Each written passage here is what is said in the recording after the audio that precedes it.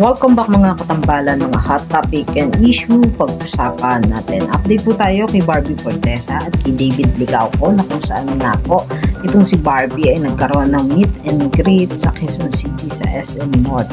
At makikita nga po na itong si Barbie ay nasa counter pa at nag-a-assist sa mga bumibili ng ticket para manood nga po ng kanilang pelikula na P77.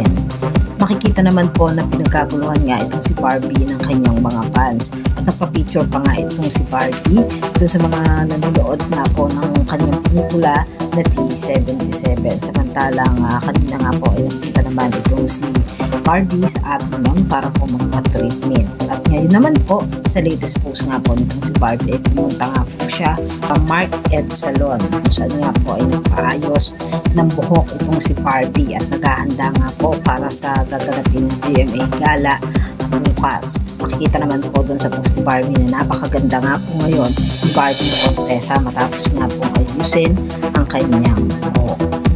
Samantalang sa post naman po ni David sa kanyang social media account ay nasa Kuya Korea nga po ito sa Cubao at makikita nga po na nakatingin doon sa mga menu ng Kuya Korea at ito nga po ay sa Kuya Korea Cubao. Samantalang at sa lumabas nga po na ilang photo nitong si David ay makikita nga po na inaayusan nito si David para po sa kanyang shoot at ang Oppo Reno 14 series 5G na ilalabas nga po ngayong August na kung saan nga po si David ang brand ambassador. Yan po yung mga update natin ngayon kay Barbie at kay David. Kayo mga katambalan, ano ang masasabi nyo? Comment lang sa comment section na usapan natin.